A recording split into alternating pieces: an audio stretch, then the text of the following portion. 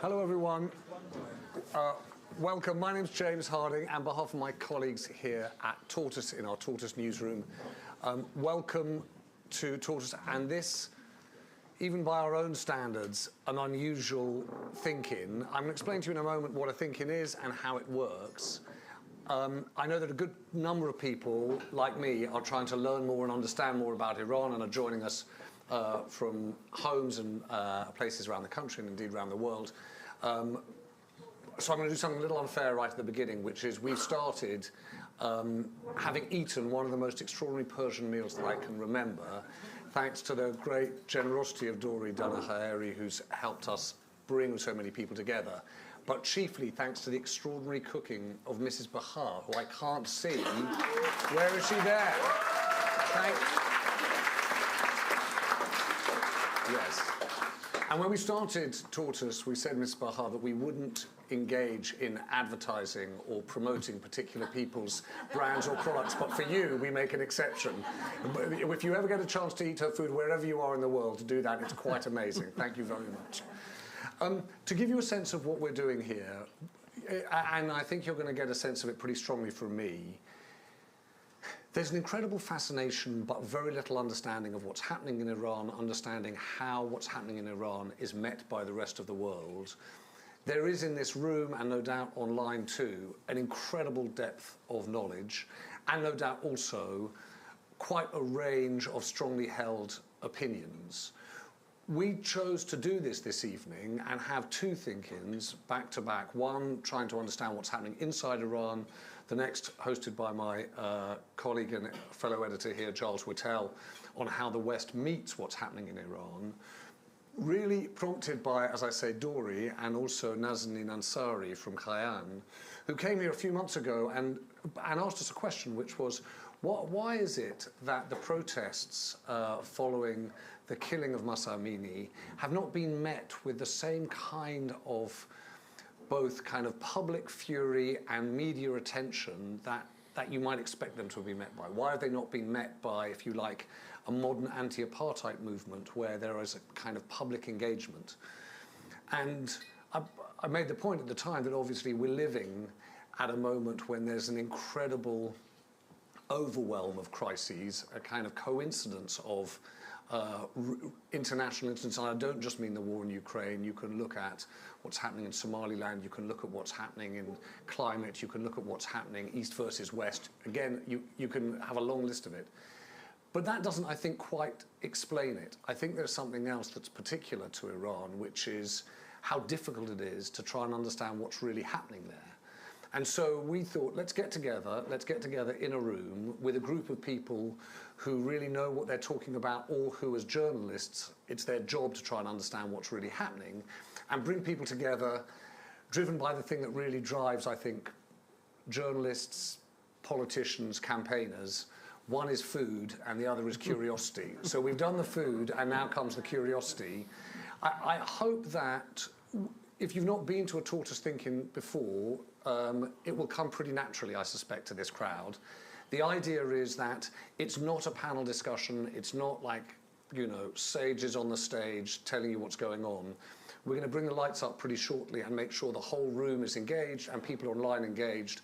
What we'd really love to do in the course of this evening is, one, learn, find out what's really happening. So if you've got anecdotes or stories or insights that you think are worth sharing, please do. As you'll see, there are quite a few people here, so please do, and do it succinctly. And the second thing is, we'd love to put people together. We'd love people to meet each other, come across each other, and come away with, oh, that's an idea, or that's a story that's worth pursuing, or that's a point of interest. And so we hope that there's enough time in the course of the conversations to meet in terms of stories, but afterwards also to meet in person. And the good news is that if everyone behaves well, and if we do what we're told here in the course of this ThinkIn and the next one, Mrs. Bahar's pistachio cake awaits us all. So that is the prize. The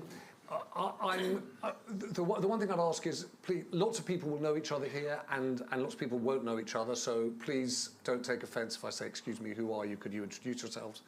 And I'm going to try and make sure that we hear from people online. So if I interrupt you, it's because I want to make sure we bring in people who are not lucky enough to be with us here in the room. I'm not an expert in Iran. I realise there are a great number of people in this room who are. So if I ask you to explain, I want to make sure that we can all understand what's going on. We're going to start in an unconventional way too. Pura Nazemi, who came out of prison, I think, just before the end of last year, December 2022, the writer and activist who many of you will know and some people won't, was good enough to record for us an account of how she sees things. And I'm just going to start with that video before opening up to a conversation and come to you, Dr. Ali.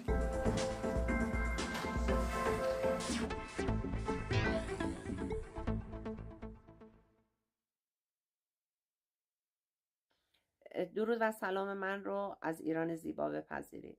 من پوران هستم و افتخار این رو دارم امشب در خدمت شما امتداد صدای مبارزات هم میهنانم باشم. همه شما با تاریخ پرفراز و نشیب کشور من، با فرهنگ زیبای ملت من آشنا هستید. همه میدونید که 43 سال ملت من با حکومتی خودکامه در حال مبارزه هستند. با حکومتی که بعد از به قدرت رسیدن متاسفانه مملکت من رو از بین برد، منابع ما رو سوزوند، کشور ما رو به انزوا برد. حاکمینی بر سر کار اومدن که دانشی که داشتن دانش حوزوی بود.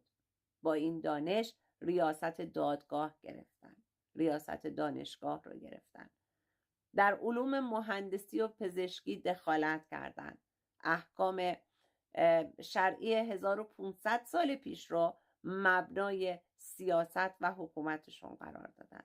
از دین استفاده ابزاری کردند. در آرزوی رسیدن به قدرت بزرگ منطقه بودند. به همین دلیل منابع کشور من رو در جاهایی سرمایه گذاری کردند که صرف به وجود آوردن گروه‌های شبه نظامی شد. آتشی در خاورمیانه روشن کردند. در کوچه و خیابون، در مدارس به بچه‌ها آموزش دادند که زنان نیروی ضعیفی هستند، مردان برتر و بزرگتر و ارزشمندتر هستند. در این حکومت اگر دختر جوانی در خیابون از طرف یک پیرمرد 80 ساله مهجور دائم الخمر مورد تجاوز واقع میشد و کشته میشد، اون پیرمرد تنها به پرداختن نیمی از دیه یک مرد محکوم میشد. اما اگر همین دختر برای دفاع از خودش به طور ناگهانی باعث مرگ این پیرمرد میشد، محکوم به اعدام بود. شما میدونید که این حکومت ریاکار برای رسیدن به اهدافش از کشتن هیچ کس ابایی نداره. الان برای اینی که دختران و زنان ما رو بیشتر به خونه نشینی مجبور بکنه، میبینید که به ترور بیولوژیک رو آورده. در مدارس دختران دانش آموز، دختران، کودکان رو با گازهای سمی مسموم میکنه. من در عجبم از سیاستمدارانی که هفته گذشته به جای این که وزیر امور خارجه این حاکمیت رو تحریم بکنن، از اون دعوت میکنن که در مجامع حقوق بشری شرکت کنه. آیا شما نمیدونید، هنوز باور نکردید که جامعه جهانی و حقوق بشر برای این حکومت ملعبه‌ای بیش نیست؟ آیا واقعاً توهینی که به شما شد وقتی که وزیر امور خارجه ایستاد و با وقاحت تمام و بدون شرط جلوی شما دروغ گفت و گفت هیچ کشته در طول مبارزات چند ماه اخیر نبوده؟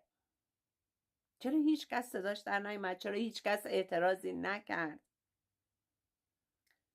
من نمیدونم اگر در سالهای آینده بچه‌های شما از شما بپرسن آیا کیان کوچک، مخترع کوچکی که بود، آیا نیکا و سارینا به چه گناهی کشته شدن؟ آیا وقتی پویا بختیاری خونش به زمین ریخت و پدر و مادرش به جرم دادخواهی به زندان رفتن، شما چه واکنشی نشون دادید؟ چه جوابی میخواییم به بچه هاتون بدید؟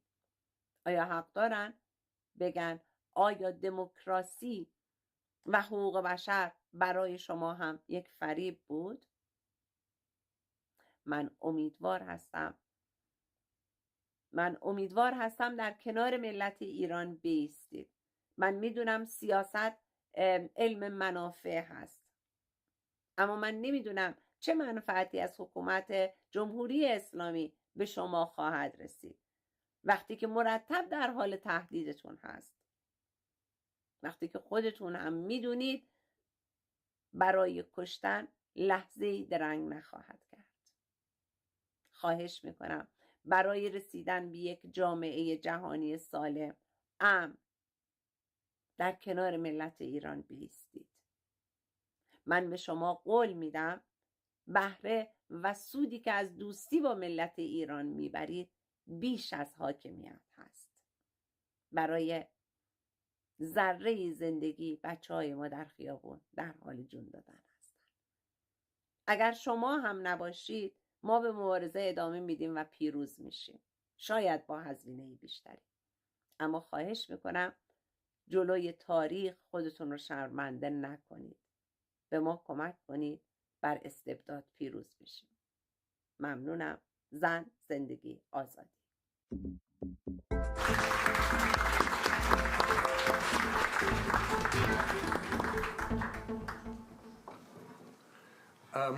I'm joined by Dr. Shahriar Ahi, and I'm joined by many others in the room and online. In the moment, I'm going to come, if I might, to Nazin Afshin Jom. But Dr. Ahi, have we got the wrong title for this whole event? We'd say Iran, a new revolution. Was that a more realistic prospect 6-8 weeks ago? Are the signs in Iran that actually the momentum around protests is waning, that it's not as clear that something is building, that a change is coming? I don't think so. I don't think revolutions go on a constant linear thing. They go ups and downs. They have several stages. If you compare the March Revolution or February Revolution, actually the way we say it, with the October Revolution in Russia, you see how many things happen. Even in the religious revolution 44 years ago, you had these ups and downs. You had periods of 4 months, nothing happening. No, I think this revolution is real and it'll continue until it succeeds. It's inevitable. Maybe the best way to put this is to ask sort of a 115-year-old question. 115 years ago, Iran had a constitutional revolution. Truly democratic. Times of London, 1914, said British parliamentarians, headline, British parliamentarians should learn democratic practice from Iranian parliamentarians. It was a genuine, and then you ask yourself the question, how come 70 years later, well, no, actually, maybe 55 years later, you go back 400 years and you have a religious revolution that you haven't seen for 400 years. Same country. What happened? And probably the explanation is rapid industrialization, urbanization, and massification of politics. And so people from the countryside come. They've lost the traditional fiber that held them together. They have this anxiety, and maybe religious dicta could be sort of universal moral that they could rely on because they don't have the traditional fiber and family relations. It's sort of like Emile Durkheim's anomie, the way he explains Paris of the same period of industrialization and rapid and this sense of anxiety that has to look for a great leader that gives them the moral book, as you will, as something to lean on. Well, it didn't work out that way, did it? I mean, the religious revolutions don't work that way. And the first generation that learns a lesson is in dismay, but their children are totally different. It's the young Iranians, particularly 18 to 25-year-olds, that are incredibly modern. You can't really compare them with maybe Lebanon, but rest of the Middle East. It's extremely difficult to find this level of modernity. A lot of them speak English, well, TikTok Jinglish, but something like that. But it's a foreign language. It's a global foreign language. They're in touch with the world. And that's why their reaction to something totally alien to them, this force from the Dark Ages. I mean, to explain it, if you think of this beautiful, courageous, vivacious Mahsa Amini who was killed, or Nika, or many examples, and look at that as the new body of the society in Iran. And then you think that you transplanted the head of Mahsa Amini, and then you said, is this animal going to survive? It becomes very clear why this cannot continue. But can you just ask me one thing? I'm actually going to come, if I might, in a moment to my colleague, former colleague at the BBC, Rana, to find out what you think about this. But revolutions, they can be, if you like, protests. They can be massive disruption. But at some point, there needs to be some level of organisation. And maybe that's premature to ask that question now. But from what you see, what you hear about what's going on in Iran, what we're told in the reporting is that there is no organisation, certainly around the protests in response to Mahsa Amini's killing. Is there the beginnings of an organisation? Is that necessary at this stage? How does a revolution actually happen in Iran? We debate the term revolution, whether it requires an organization. The overthrow of the existing government. But that has happened in the Arab Spring without organization. So Tunisia, Egypt, there wasn't really an organized opposition. But that's a bad scenario. The good scenario is that there is an organization, because a vacuum of power in Iran, which is entirely possible, and not everything that could come out of this is necessarily good, will create 10, 20 years of instability in that part of the world. And bear in mind, what happens in Iran affects from the Horn of Africa to Central Asia, from eastern shores of Mediterranean, Syria, to the gates of the subcontinent. It affects that whole region. You didn't have Taliban, ISIS, Islamic Jihad, Hezbollah, any of that before the Iranian Revolution. That's engulfed the whole region. So a bad outcome in Iran will affect the whole region with terrible consequences for Europe. A good outcome for Iran will also have a salubrious effect. Rana, forgive me for kind of putting you on the spot. Rana and I used to work together at the BBC, and I just really wanted to ask you what you think's going on.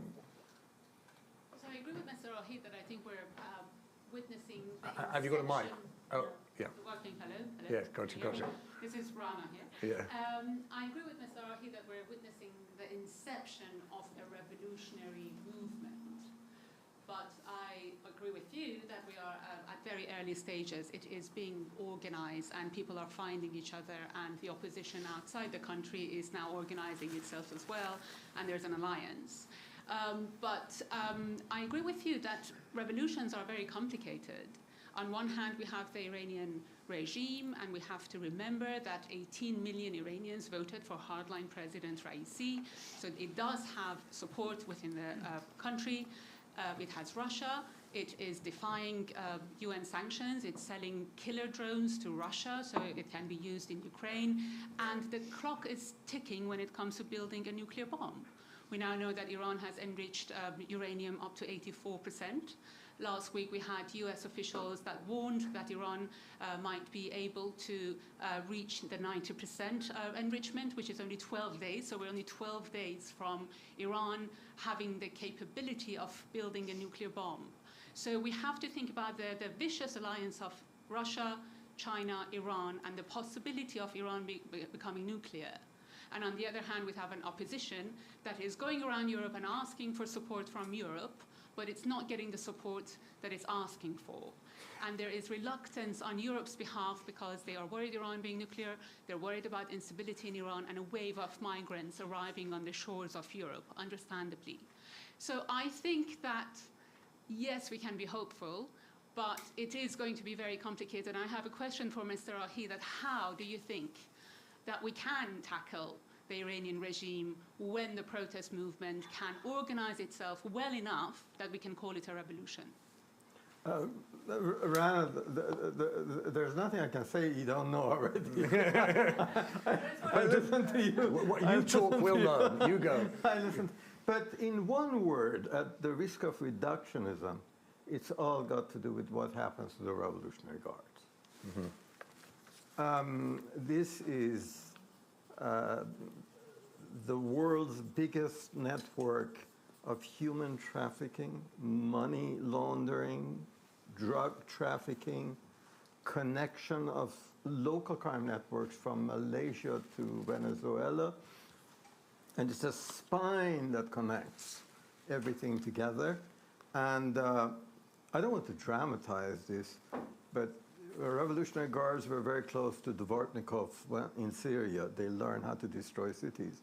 And they're doing this in Ukraine right now.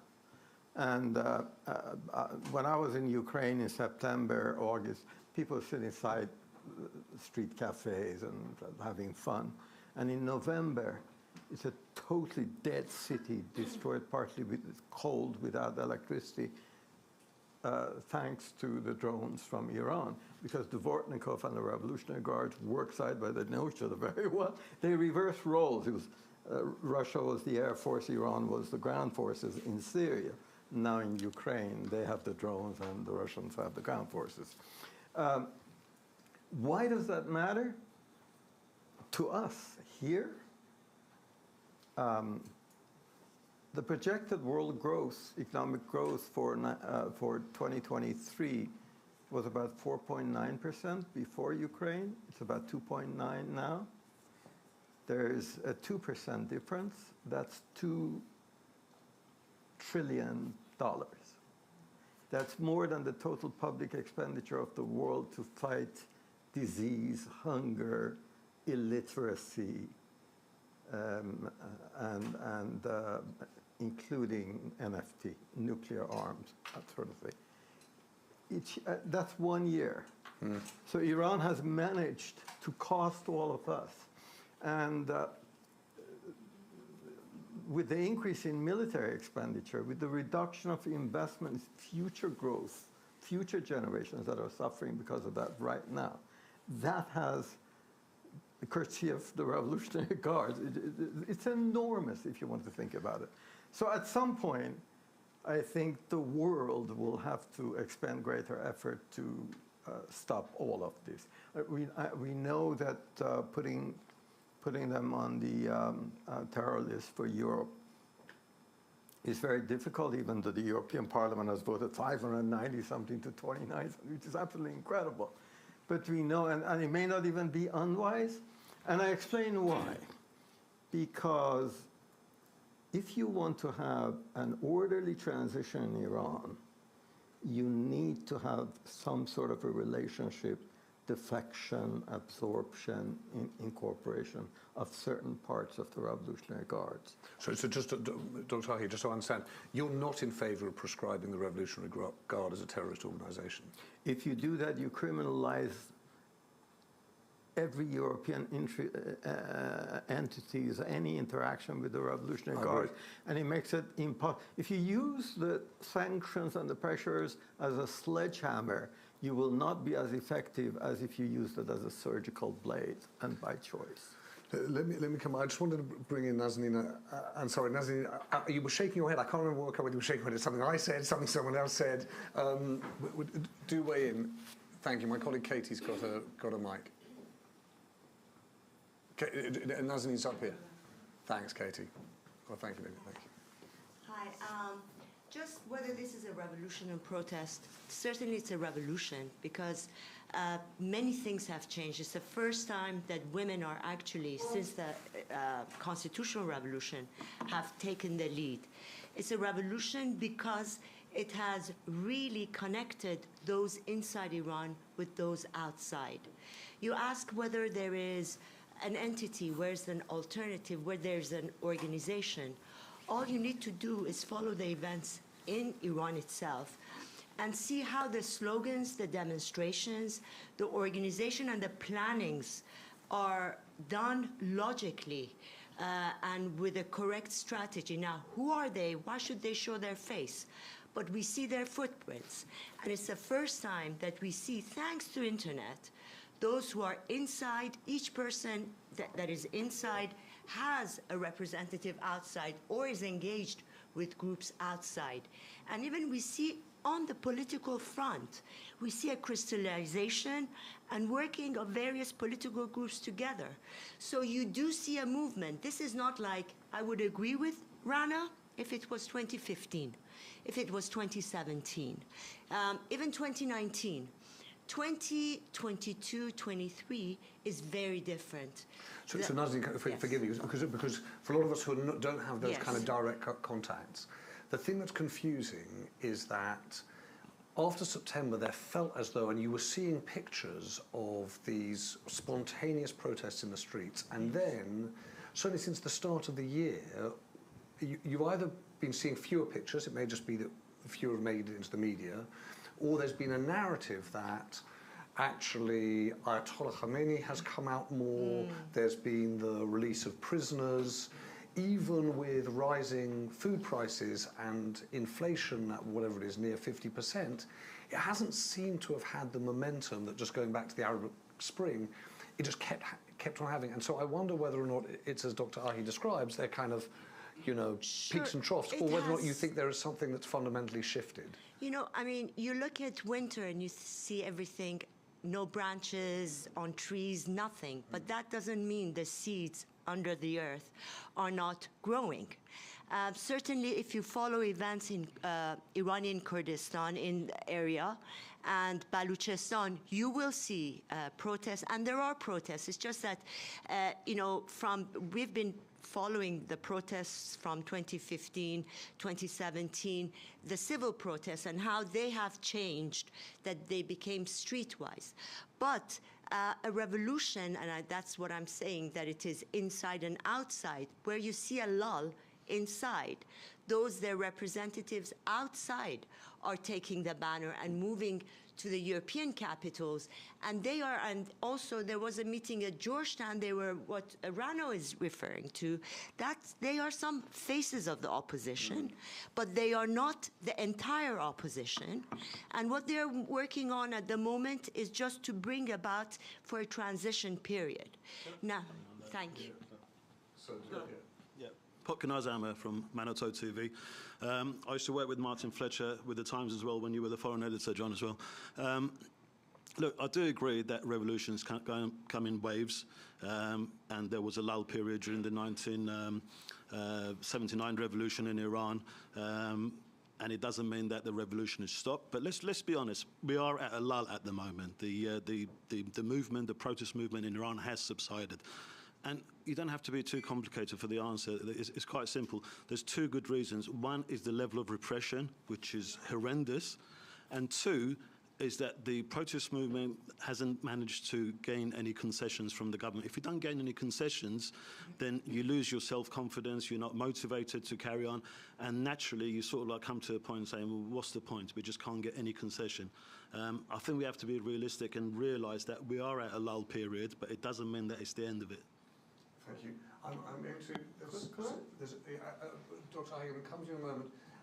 There's someone in the back who I can't see, but would love to hear from. Then I'm going to come to you, and then I'm going to come. I hope that Nazanin Afshin-Jam is on the line. I'm going to come to her in a moment. Yes. Hi, everyone. My name is Negin. I used to work for BBC Persian. Now I'm a political activist. My question is more relevant to 8th of March and what's happening. So we know the first call to action to protest in Kurdistan on Wednesday after Gina's death, and as well as the first call to protest in Tehran was done by the feminist activists on the ground. And that's why we are seeing what's happening today. The women's movement, the grassroots level women's movement that exists inside Iran was the biggest drive for what we are seeing today. But what I've been seeing in the last 6 months is that movement don't have proper representation, especially in the diaspora. We do have female figures who are talking, you know, sitting on the Georgetown, you know, panel or here and there. But the movement, the grassroots level movement inside Iran don't feel that they have the proper representation. outside Iran. And I think that has a massive effect. Right now, there are different press conferences happening all across the planet by the feminist activists. And their main concern is that the diaspora, or the basic, the general narrative that exists at the moment, it ignores the women's right, which was the heart of this movement. And I just want to ask why this is happening, why these groups are feeling left out, and what's the solution for it? And then, sorry, can I ask you a question before we answer the question that you've asked, which is, what do you think is happening in terms of these reports of poisoning of particularly girls in schools? Is there a backlash against the protests that itself might generate a backlash of its own? What do you understand? I literally don't know what's going on. Yeah, so I'm glad you asked that, because I founded Azadi Network, and it's basically an advocacy group that does evidence-based advocacy. So we have a group of investigators, open source investigators, and intelligence gathering groups we have networks inside Iran and outside Iran. And what we documented that we sent out to the House of Lords members as well as the MPs on Friday, and we're going to do an update this Friday, shows perfectly that there are evidence-backed that there is a poisoning happening. It's not a mass hysteria, and it's that the pattern of the events that are happening are all indicating to something real. When you look back into what happened before that and the reactions up to date we have, today the Home Secretary of Iran, the Wazir Keshvar, came out and talked about that there are some غیر معاند people, which is basically saying there are non-enemies actors who've been arrested, and they acted during this poisoning in a sense that they've been involved in the poisoning and they didn't have malicious, feeling or intentions. They're okay, and we're going to give them. So it's basically they are saying that there are elements inside the Iranian government or pro-Iranian regime who's been doing these acts, as well as our data gathering shows there's an obvious pattern. Now we are seeing some other schools that are panicking, but we can't say that it's a hysteria. It's basically there are evidence supporting that. And we are also gathering samples from inside Iran, but that's not enough because it's a gas, it's a solid form that turns to gas, so it's really difficult to test it unless there are independent investigators inside Iran who can react instantly and get a proper samples. But what's happening, hopefully, in the next months would be we have enough samples outside Iran that can give us a better indication of what's happening inside. But Nick, thank you. I know that I'm going to come to you, Nick, in a moment. I don't know whether Nazanin, I've seen John is there. Yes, you are. Nazanin, thank you for joining us. I don't know how much you've been able to hear of the conversation. I've heard everything. I've heard everything. Terrific. What do you make of it? Well, thank you, first of all, Tortoise and Kehan London, for including me in this thoughtful discussion. I wish I could be there among all of you. I just want to jump in right away and say this is absolutely a revolution. It's a first female-led revolution of its kind. And yes, it started out with protests against killing Mahsa Amini and grew to include being against mandatory hijab, and then grew to women's rights in general. But this has turned into a full-fledged revolution. And while you may see less people on the streets, although every Friday in Zahedan you'll still see protests and in different pockets. And right now, because of the poisoning, you're seeing parents rising up and challenging the regime. And parents are now being taken away in paddy wagons to prison just for peacefully protesting. So, as Nazanin Ansari said, there are ebbs and flows in revolutions. But at this time, I feel like the protesters are becoming more strategic. They're not necessarily on the streets, but the embers are burning underneath. And there are more and more communication with those on the inside of Iran, with those on the outside. And this is leaderless inside Iran, but there are leaders, there are street leaders, organizing We don't identify them because, of course, it would be way too dangerous to expose them, but they are in communication with the outside. And on the outside, a lot is happening in terms of organization. So there's the quote unquote Georgetown figureheads that people have referenced: Reza Pahlavi, Masih Alinejad, Hamed Esmailion, Nazanin Bonyadi, Nobel Peace Prize laureate Shirin Ebadi, Abdullah Muhtadi, who represents the Kurds. They are figureheads that represent a certain network of people, but there are also political parties, diaspora political parties, who are getting together. In fact, March 26th in Toronto, there's going to be a gathering of those political parties, political thought leaders, and other activists gathering. And then there's a whole other segment of what I call the technocrats. There's ad hoc groups that have formed, and they are kind of the experts that I think will be able to provide the reports and the one-pagers and what have you to some of these political leaders who will be meeting with those on the outside of Iran. So a lot is happening. Maybe it's not as evident to those who are not in, but definitely you're starting to see more and more. And tomorrow for International Women's, there's a big campaign being launched to end gendered apartheid in Iran, because that's what we really want to focus on. We want to make this into such a big campaign like we did to end the racial apartheid in South Africa. We want to do it the same for Iran. And we count on you, the media, to be able to be that voice and that lifeline. Because without you, we won't be able to shape policy through politicians and just political thought throughout these nations pressuring for change. And Nazanin, forgive me, we don't know each other, so forgive me for being sort of direct online. What do you say to people who say, actually, the feminist-led revolution you describe might find more following, might find more supporters outside Iran than within it? That actually the real issue is who are going to be the people, the working people in Iran who will change their government, and they may not be led by those people protesting the murder of Mahsa Amini. Oh, sorry. Are you asking about why on the, you mean the people on the inside of Iran? I'm asking in a very long, convoluted way. What do you say to people who say this won't be driven by women, it'll be driven by workers?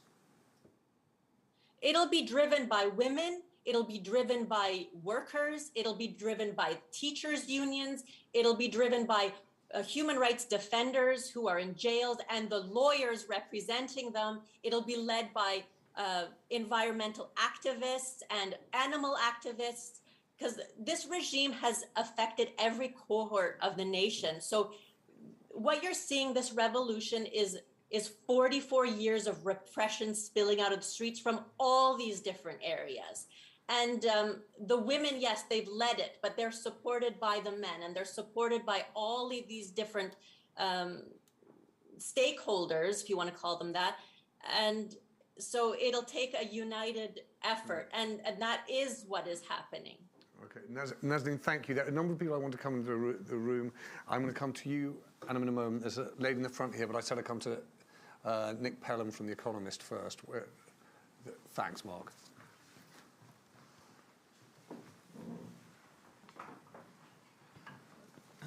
Thank you. It's been a fascinating discussion. I thought Shahriar's intervention that the IRGC has a role going forward absolutely fascinating. How much daylight at the moment do you see between the office of the Supreme Leader and the IRGC? What sort of role do you see the IRGC playing in the future, and how do you think that's going to be accepted on the street? I think that's the key question. Every revolution has two sides. It's not just what the protesters do, but what the other guy does. The Islamic Revolution succeeded when the Shah came and said, "I've heard you," and took a step back. Protests the pictures you see in newspapers are lagging indicators, to use a stock market parallel. The leading indicators I look at, there are several. The most important I look at is there's a report generated by intelligence of percentage of subordination when they get orders to shoot. And this was around 1-2% in November of 2019, the last time there were major protests. The latest numbers I see is around 66%. Whoa. I think the most important event that's happened since the beginning of this new wave of revolution is Khomeini's chosen prime minister, Mr. Mousavi, a staunch defender of the Islamic Republic, who until recently said what he wanted was the execution by the letter of the Islamic Constitution, is now saying, I've had it over, it's done. This regime doesn't have the capability. Let's have a free and fair election to write a new constitution. The Mousavi side of the Islamic Republic, that includes many of the founding fathers and founders of the Islamic Republic, have quite an influence in the Revolutionary Guards as well. That is where you hear the bones cracking. The Revolutionary Guards have 3 verticals and 2 horizontals. There's a side of them that manages complex weapon systems, advanced management courses. They're like the regular military. So their values are nationalism, meritocracy, order, like the regular military. There's a side of it which has gone into business. That's the corrupt side of the revolution. Incredible. And everybody needs them because they can't live. They can't pay their expenses with their salaries.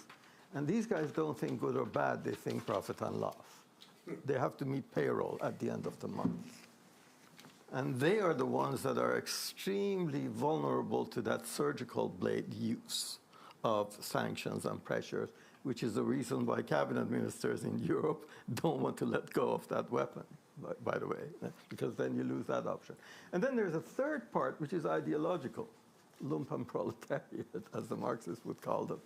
And they are hated by the regulars, like any irregular force is hated by regular forces, because they mess up the plans. And the Russians had it with them in Syria, because they can't continue a staff general plan. So these conflicts exist. But the most important conflict is between the top echelon, who live fabulous lives. Their homes in La Vizan, there are palaces, and then the bottom 7 deciles of, in terms of income of the Revolutionary Guards that can't meet their daily expenditure. And then they have to go and guard those guys who are sitting up there and see the lavish lives that they live in. So these are, the second leading indicator that I look at is the shape of the curve, not the slope of the increase of money supply. It used to be linear. Now it's a second order equation, it's a parabola. And they have to do this. They have to print money to keep the banking system alive. Otherwise, the entire banking system, because of the overwhelming government debt to others who cannot pay their debts to the banks, including the power generation system, which means that the richest country in the world in terms of gas, natural gas, ran out of gas in ordinary homes in the middle of the winter because they can't pay their bills. So these are the fundamental things you've got to look at to see where it's going. And this regime is not just going to collapse because of the unhappy young generation, but under the sheer incompetence. And Dr. Ahi, forgive me, it's the same question I was asking Nazanin.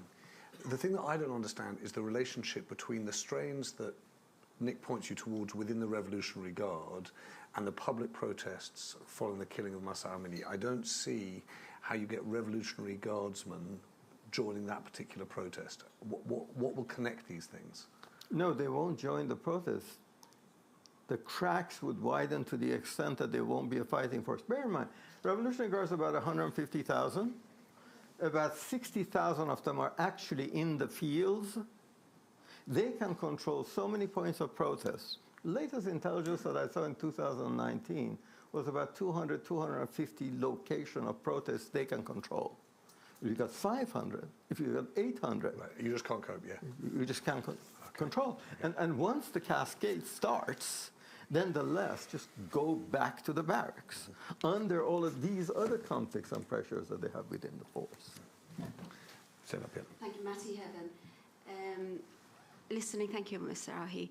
I totally disagree with your point of that we shouldn't prescribe IRGC, while in the same time we're having a discussion about IRGC activity, the terror activity in the world, illegal trafficking, drug trafficking, destabilizing Middle East, not just the terror activity inside of Iran. You mentioned about how they supporting with their drones to Russia to attack Ukraine.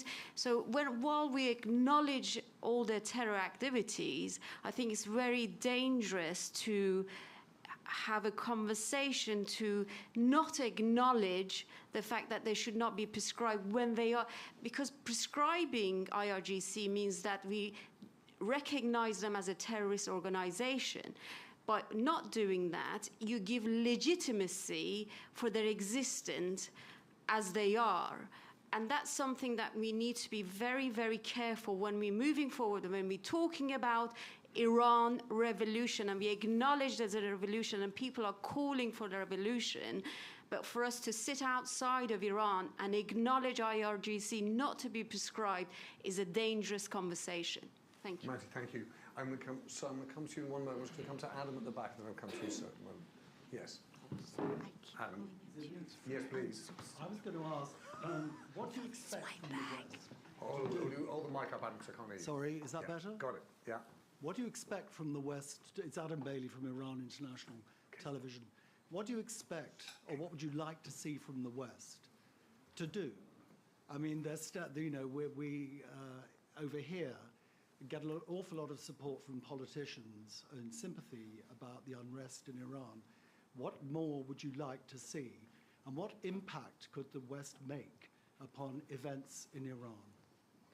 Adam, before I get Dr. Ali to respond, I'm sure this gentleman here, and then we're going to take all these points together. So. Thank you. Nandar Baghai as the university lecturer and environmentalist, actually. I noticed that environment was mentioned a few times. I just wanted to bring that up, that one of the biggest challenges that we have in Iran today is the environmental disaster, environmental crisis that the regime has created over the last 44 years.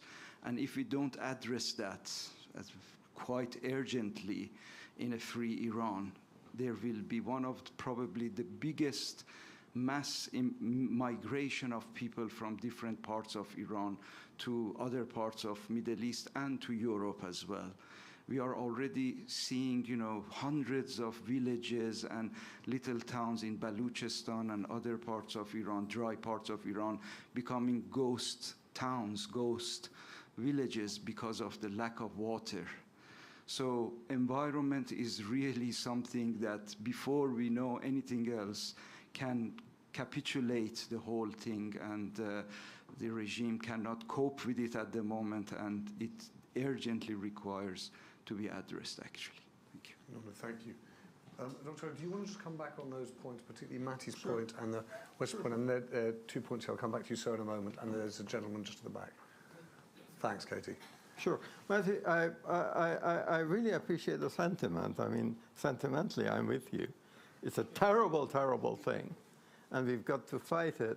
But I think that by the designation, you lose the most important weapon you can use for fighting the Revolutionary Guards, which is sowing the seed of mistrust and division amongst them. I listen to, there's a privileged conversation Stratcom of NATO has in Riga. Sometimes you can listen to these conversations and listen to the divisions within them. And a lot of it has to do with mistrust. The succession crisis, who will replace Khomeini, is a huge issue. And it's billion-dollar rivalries, commercial rivalries, issues within the Revolutionary Guards. And like a good log cracker, you want to find the cracks and put your surgical weapon there. And a blanket designation will actually disable many weapons that Western intelligence is using right now for sowing the seeds of conflict within the Guards. And the incorporation of some of them, which will be necessary in order to have a smooth transition in Iran.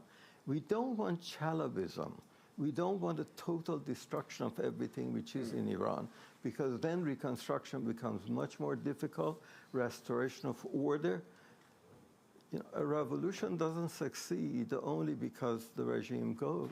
It also succeeds because it can establish a new order. And that requires some infrastructure. So these are all the considerations that come into it on what the West should do. I should just say that the second conversation will be led by my colleague Giles, will focus on this. So, yeah. On what the West should do, I think the biggest problem in looking at Western policy, particularly the US policy, from inside Iran, is that it's been all stick and no carrot. And the carrot is to say that if you do the following things, I was a co-founder of the Baltic Fund Reconstruction of the Baltic States, and there were 5 principles that we said once you have it, investment, reconstruction by the West in the Baltic states starts.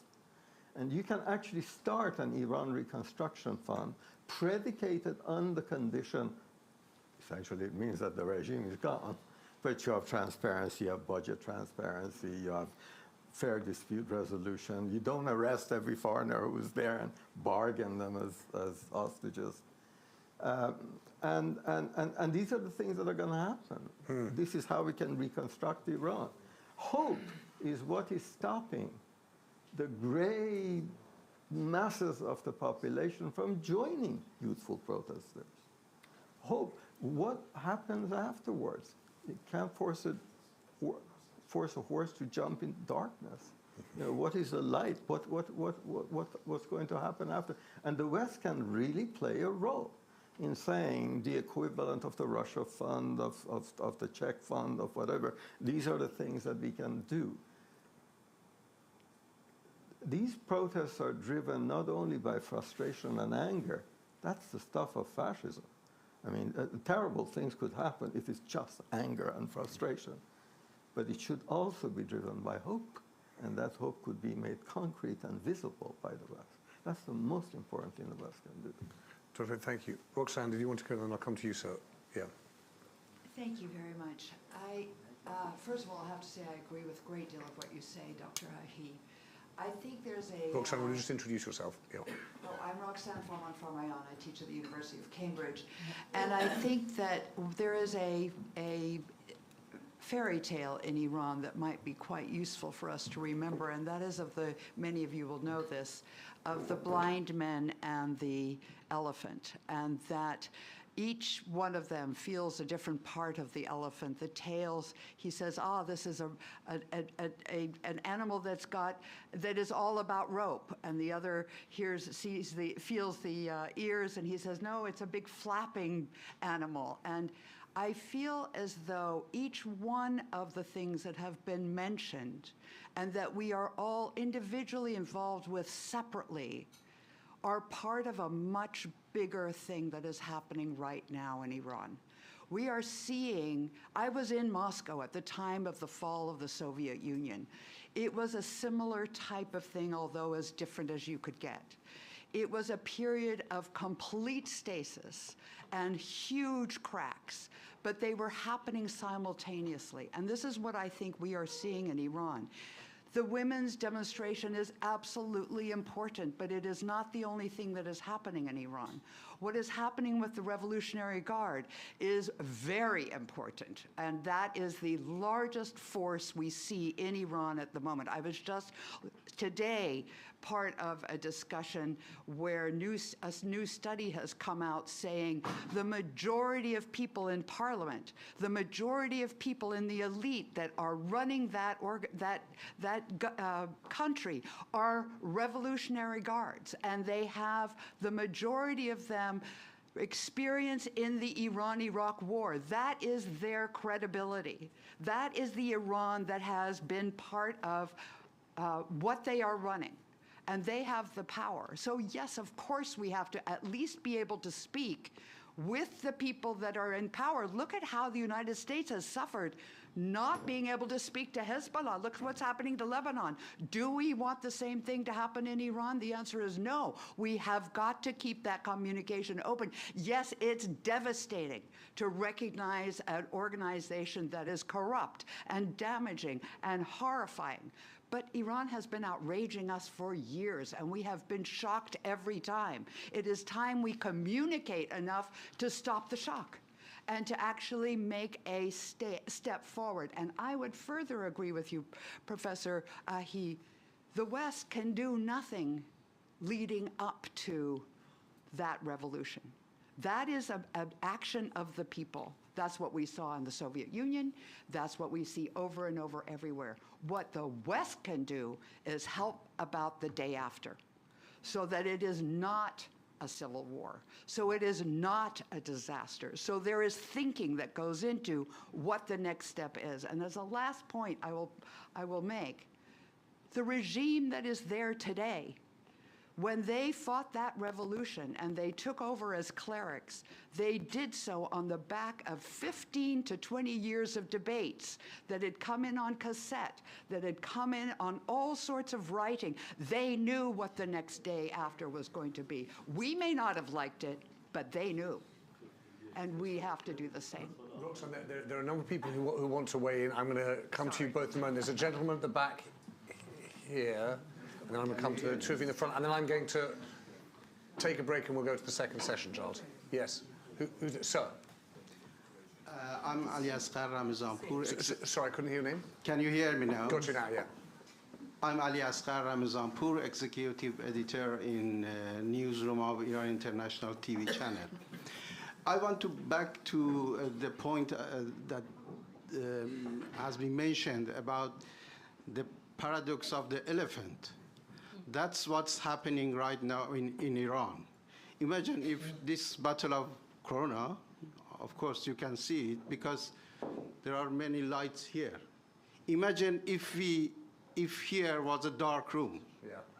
If you put a candle here, you just can see this battle.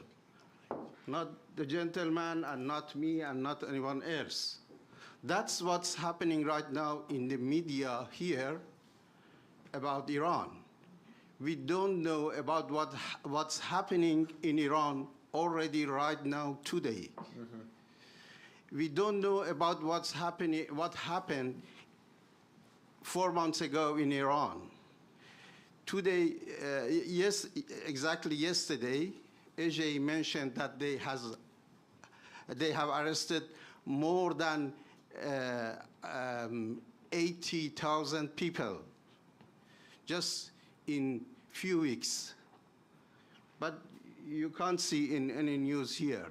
And why? Will you forgive me? How do you know that? That's official number. That's the official number. Okay, That's the official number. And you know, when they say that kind of official number, it's obviously very more than that. Right. So, but nobody knows about that. Already, right now, I got a kind of video. It has been made in Iran by the students, and it's viral, and they send it to everyone. But that's the message from. The name is Revolutionary Students. Mm. But here we are asking, is a new revolution in Iran? Yeah, people in Iran, people who are playing their role, They are saying that there is revolution. And we're not seeing it. But we are not seeing that. Yeah. Because in dark room, there is just a candle here. Yeah. That candle could be kind of shocking protest that you mentioned. Yes. Okay, why? When something big protests happen, everybody sees that. But tomorrow, that's obviously we are not talking about Commune of Paris. We are talking about kind of people in the street. They can't stay in the street. That's obvious that it happens in a few days and then goes. But it doesn't mean that the revolution has gone, because it goes into every house in Iran, in every family in Iran. We are saying that. Do we know that? Excuse me. Yeah. Do we know that women are leader of this revolution? Yes, I know. Just in the main library in Tehran, 600 women has got warned about their hijab, because they go in the library, they know everyone is going after them. IRGC, that we think that is very powerful in Iran, is going for them, but they take their forced hijab. 600 women in one library. Yep. That's what's happening in Iran. Yesterday, there was a funeral for a famous writer who died in Iran. You can watch 40 minutes video from that funeral, which was in a public place. You can't find anyone with forced hijab. Even the state media, they wanted to have report from there. They couldn't use the picture because nobody was with hijab. That's the level of reducing the power of the government. Yeah. The government talks about enrichment of uranium because it was to give that kind of message that we are powerful, and we repeat it here as a sign of power. Yeah, but if you go in Iran, there is no power in level of social affairs in Iran. That's what's happening in Iran. Alice, no, thank you. And one of the reasons we wanted to get together here was there's, as you say, there's a darkness in terms of what you can actually see in Iran, and that replays globally in terms of how much is seen externally. I mean, I should say, I saw that New York Times piece about how much is changing on the grounds, and there's a question of how much we get to that. I know that I said I'd come to you. I'm also aware of time, so will you forgive me? I'm going to just ask Dr. Ahi for a final thought, and then Giles, I've promised the two up front here, they're going to get a comment, so will you come to them first when we get to it? Dr. Ahi, what's your final thought? My quick thought is, I think there's a revolution in Iran because it's undergirded by a cultural revolution that's already taken place. There's a feeling in this generation that's not going to be repressed by septuagenarian, octogenarian minds from the Dark Ages. They will not be repressed. Second thing about there not being a leadership, maybe post-communication revolution, there's a new kind of leadership that we don't see. In a country of 84 million, in all corners of the country, there are people using the same slogans. They're supporting each other. There's a network with a culture of women. It's very strong. It's more feminist than just the presence of women. The fact of this kind of decentralized movement, mutually supportive, in itself is feminine in this revolution. And you'd be surprised,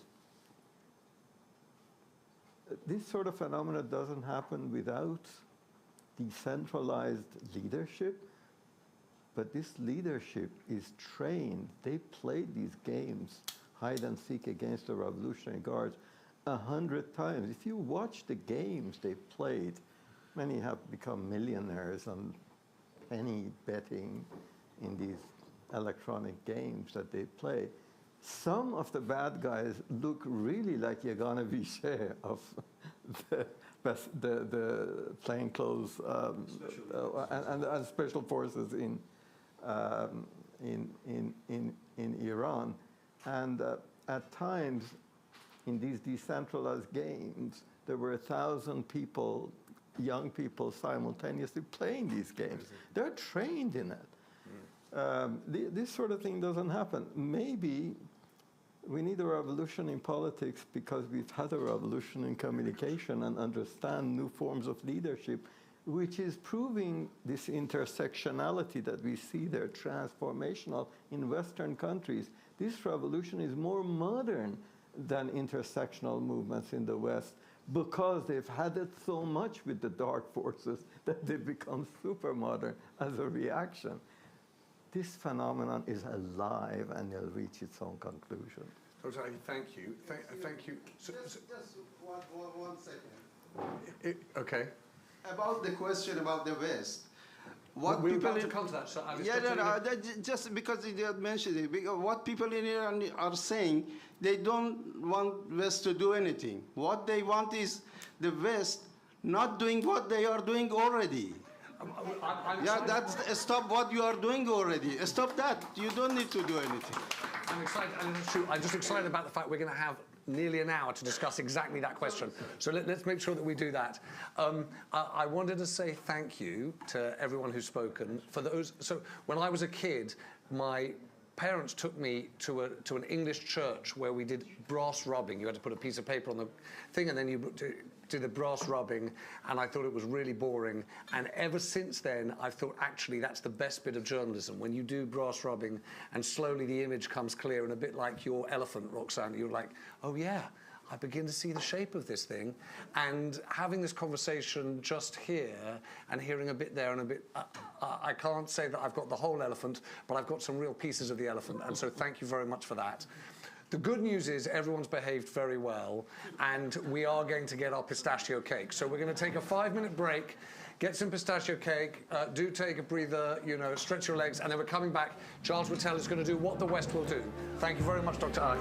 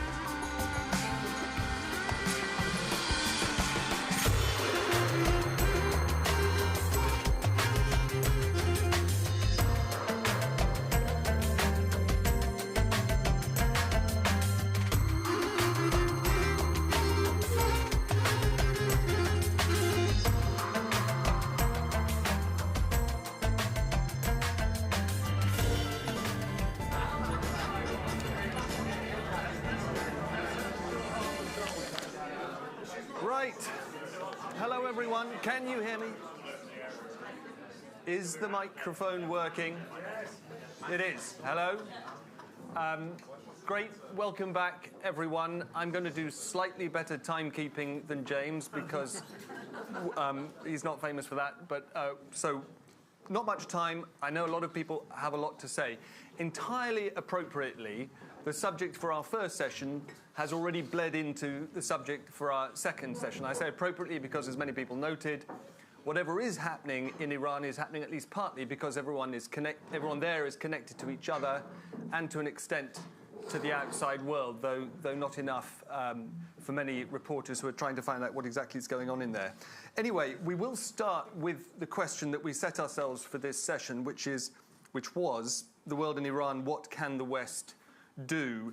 Given that the West is not a football team, is not necessarily all pulling in the same direction, I would rather rephrase that with a bit of an ice bucket challenge. What could Western governments do if they turn out to be minded to prevent this being a historical moment that flies by without radical change in Iran? And what should the diaspora do, given that we know it is already minded to do its utmost to prevent this moment flying by without radical change in Iran? Forgive the long-windedness of that, but the ice bucket challenge is this. In 2 words, Belarus and Syria. I put it to you that we don't live in exactly the same age as the 1989 revolutions in the Soviet Union and subsequently, the other way around, in Eastern Europe and subsequently in the Soviet Union. As Anne Applebaum has written very persuasively and depressingly, we live in the age of Putin when he can fly in the shock troops of counter-revolution. And if we took the Arab Spring as our model, we would have expected to see regimes fall in Minsk already, in Syria already, in Russia even already, and they haven't. Enough from me. I want to start with Matty Heaven. You've already spoken a little bit.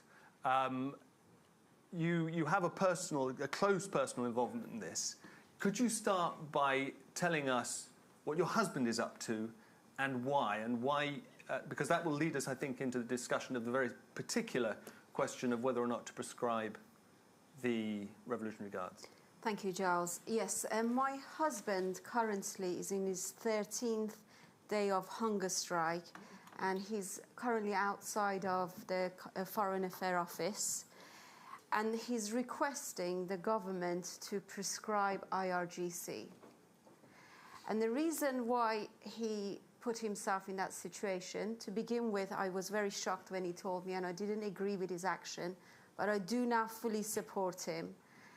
The reason he made that decision, because he's also a human rights advocate, human rights activist for the last 15 years, trying to highlight Iran's human rights violations inside of Iran and try to be a voice, and spoke in United Nations and European Parliament about the human rights violations that take place inside of Iran.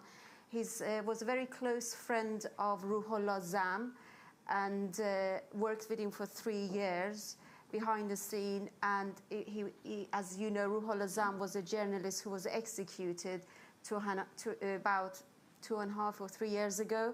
So his reasoning is that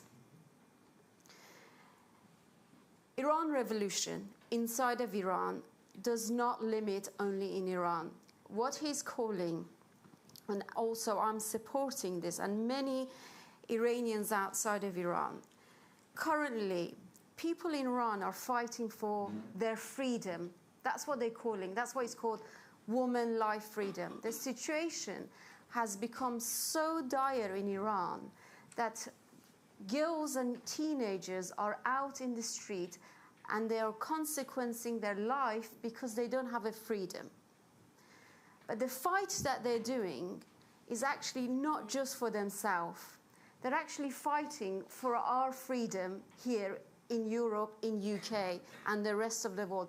I think this is the key message that we need to understand and analyze, not just take my word, but analyze with facts and evidence about what's been going on in the last 44 years with the Islamic Republic of Iran and their activities of IRGC. So the freedom that they're calling, and why I say that our freedom is under jeopardy, because we know the Iranian regime has kidnapped, assassinated, even outside of Iran. Currently, the IRGC leader openly states that we're in Third World War. As far as they're concerned, they're in war with us, okay? So they're already, because Iran is the 5th richest country in terms of oil and 2nd in gas, they're not short of money, although people are dying of starvation and poverty inside. Their activity is being grown in the last 44 years.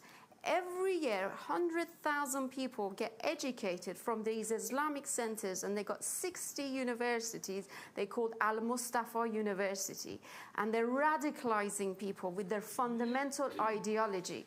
So the level of not just their terror activity in the Middle East, destabilizing Middle East, by calling out that if they have any position, they will get rid of Israel if they could, by not just supporting Russia in the war.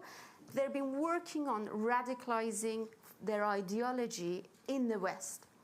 That to a point that we are here in London, that we had to have journalists leaving UK because MI5 stated that they can no longer protect freedom of speech in this country. I mean, the situation is so dire that sometimes I feel like, it's unbelievable to a state that how can a government or a regime is able to do what they do. So, Matty, sorry to interrupt. I'm just very conscious. Yes. What do you make of what I believe is the official British government's position on this, which is the IRGC is an arm of the state, and of course an argument to this effect was expressed in the previous session, and to prescribe it effectively cuts off your access to the belly of the beast.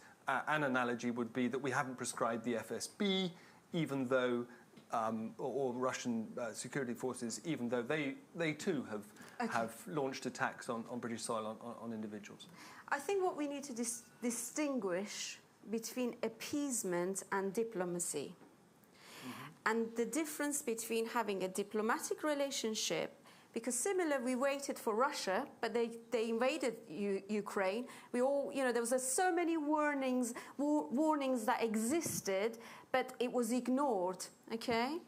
But at similar time, we are seeing so much warning that is coming to us, and the IRGC giving us enough evidence, and we are still having a conversation. It is like having... I put it this way, very simple terms, because of their terror activities that they do it in our soil here, would you agree having a psychopath or a rapist or a killer in your house when you got children? Would you do that? As what I see, that IRGC, where they're using diplomatic channels, because we have Asadullah Assadi, who is a prime example. He used diplomatic channels to come in to bring bombs in order to detonate it.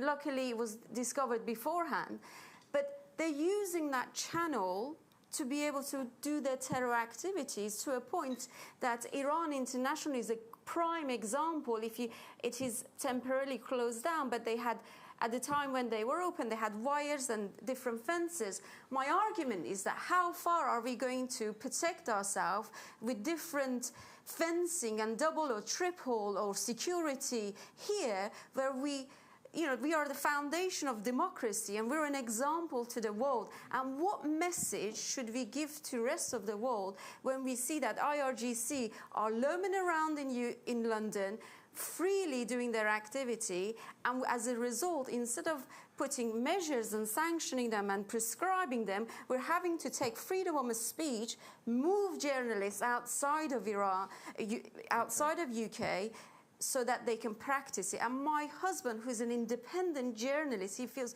so passionate and strongly about that. If we don't do anything now, tomorrow will be too late. Okay. I'm sure we'll come back to this, not least because prescribing the IRGC is a concrete, specific thing that foreign governments can do in a situation when it's quite hard to alight on those things. Bronwyn Maddox, my old boss, great pleasure to have you here in your new capacity as Chief Executive of... Director will do. Director Thank you. of Chatham House. Give us your big picture take from the outside world, from the fortunate West, if you like, of what's going on in Iran and how that affects your judgment as to what the West could do. I don't think we can do very much, apart from the two big things that we're doing already. And one of them is the raft of sanctions we've already got on. And one is covering what is going on there and feeding it back to the people there. And we should go on doing both of those things. The effect of the first one is that our leverage then becomes less. Iran finds ways of getting around that, but it doesn't make it futile at all.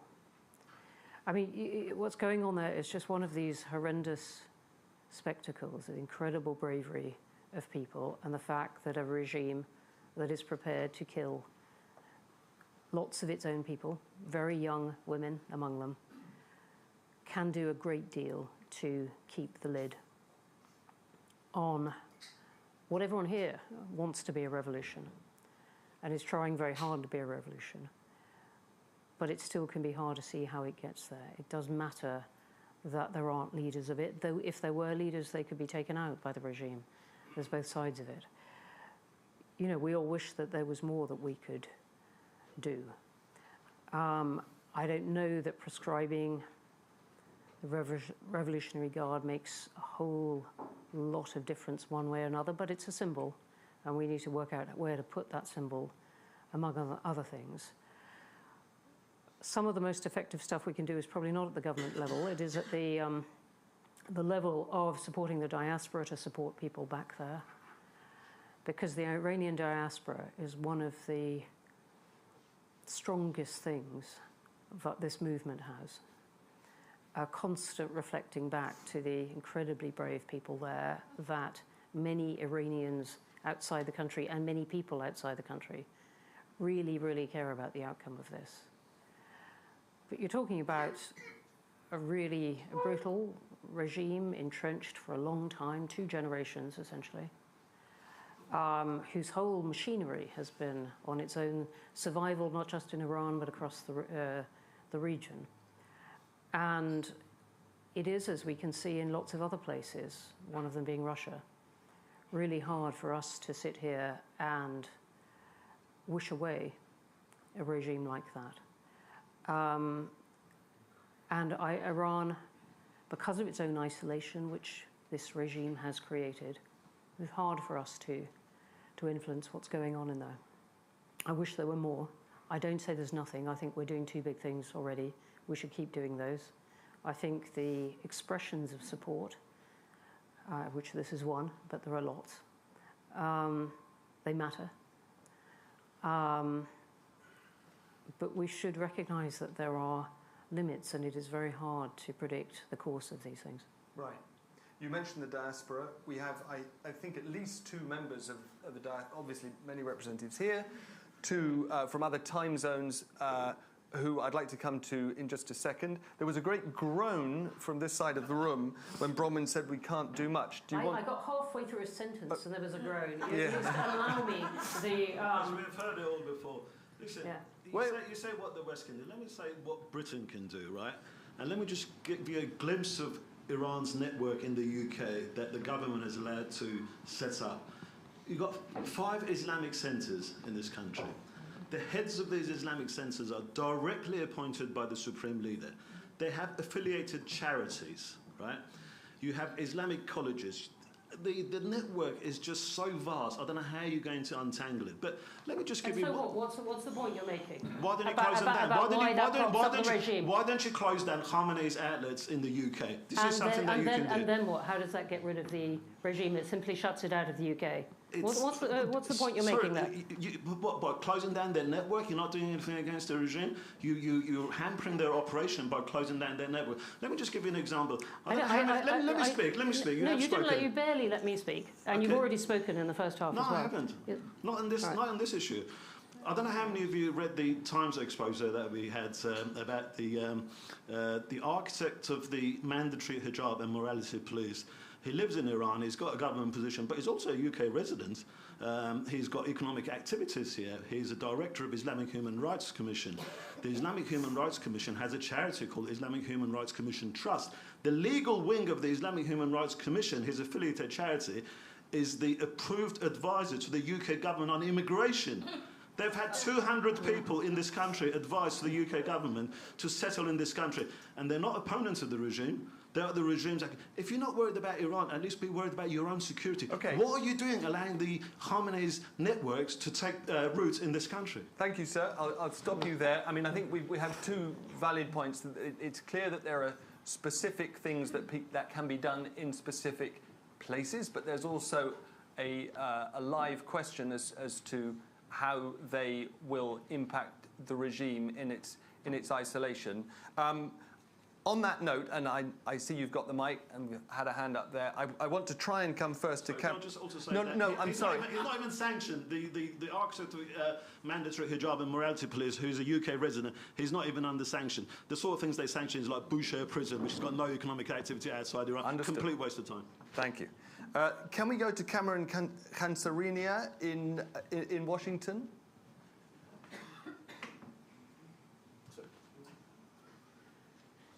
If not, anyway, that is a request that I have filed.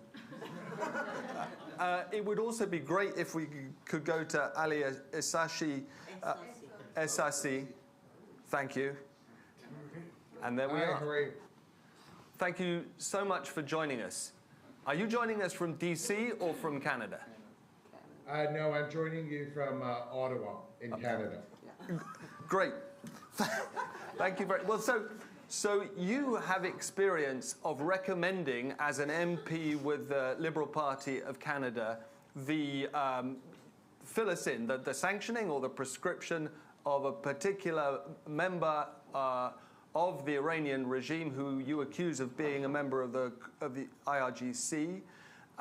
This was not, apart from anything, a concrete, specific action that you proposed. What happened, and how do you see that impacting the regime on a broader scale? And is it a pattern that you could broaden out? Well, having had an opportunity to listen to everyone, I quite simply don't believe it's perfectly fine for us to turn a blind eye to what the regime does either in the UK, in Canada, or anywhere else in the world. The fact of the matter is, in my opinion, that any country that does not adhere to the most fundamental norms of human rights can certainly not be considered to be a regime that plays by the rules and norms of the world we currently live in. And yes, it is difficult to have to counter the Iranian regime, but we have seen atrocities all over the place. You were talking about some of the complications that you have experienced in the UK. Well, let me tell you, here in Canada, we do have an association of individuals who lost their relatives when 3 years ago the Iranian regime shot down an airliner that was flying over the skies of Tehran. So this whole notion that, well, Iran is a terrible enfant terrible and there's nothing that we can do with it is, in my opinion, the wrong attitude to have. Because the more we look the other way and the more we throw our hands up and say there's nothing we can do, the more we are emboldening the regime. If we look at some of the atrocities that they've committed in Syria, if we look at what they are doing to Ukrainians by assisting the Russians, it becomes pretty obvious that this policy of appeasement has not really truly proven to be successful, and that going forward, we're going to see the regime actually doing more and more terrible things. So, Ali, what is the broad strategy here for the diaspora specifically? And please address, if you will, the question of leadership. Nazanin grabbed me just before we started and said, if you want leaders, look in the prisons. Clearly, that doesn't necessarily apply to the diaspora, but over to you. Absolutely. Well, I think it's very obvious that this uprising is far from over. The reality is that the country is going through a very, very bleak period. And for everyone to recognize that, you just have to look, first of all, at all the social indicators in the country, and also look at how the country is in shambles when it comes to political rights, when it comes to civil rights, when it comes to economic mismanagement, when it comes to being an irresponsible steward of the environment. I mean, there are so many challenges that Iranians are having to contend with within Iran, that for anyone to think that this is going to be over is, in my opinion, a high folly. And there's no doubt in my mind that these uprisings will continue. And I think it's incumbent upon the rest of us to actually stand on their side and to stand on the right side of history. And how do you organize, and how do you help on the leadership question? Well, how do you help on the leadership question? As was alluded to by one of your guests, one of the things we have seen is there are certainly many, many leaders within Iran who are part of networks throughout the country. We have seen demonstrations in over 150 cities. So the more we see leaders within the diaspora connect with and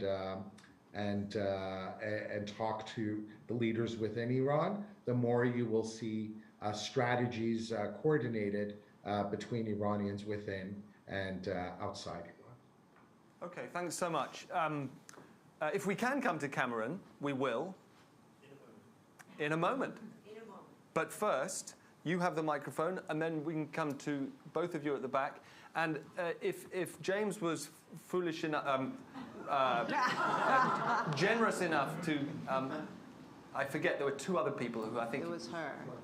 Great, we'll come to you as well. But could you introduce yourself? Sure, I'm Tahir Danesh. I teach human rights law. So I want us to just step back for a moment and think about 1994, when the international community was asked to debate on whether what was unfolding in Rwanda could qualify as genocide, or if it's mere crimes against humanity. We spent months debating that.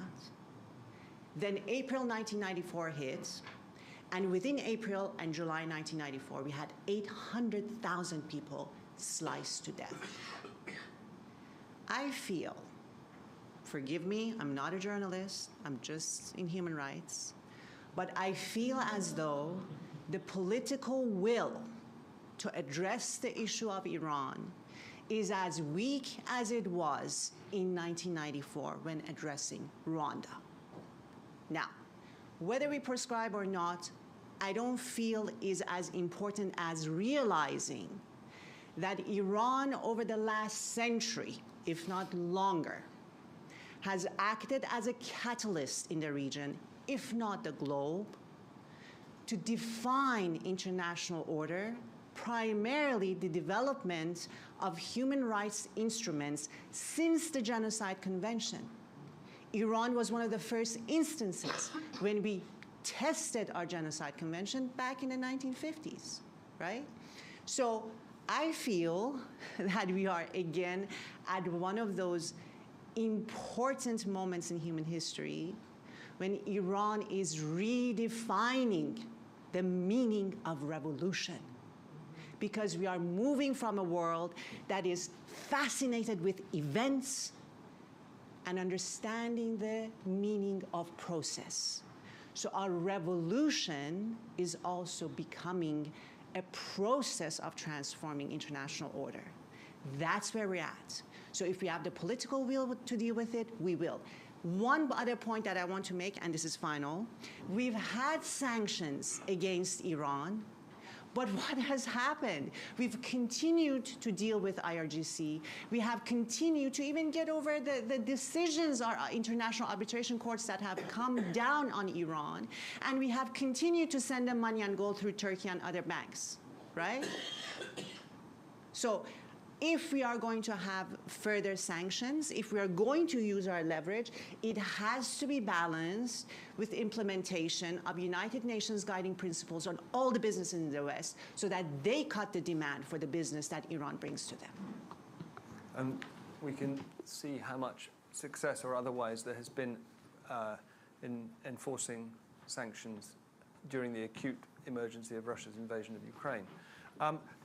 What do you make, by the way, of the comment at the end of the last session that what the people in Iran actually want the West to do is, what was it, nothing? Not supporting the regime. Not to do what they are doing already. And by that you meant not to support the regime? Yes. Oh, I see.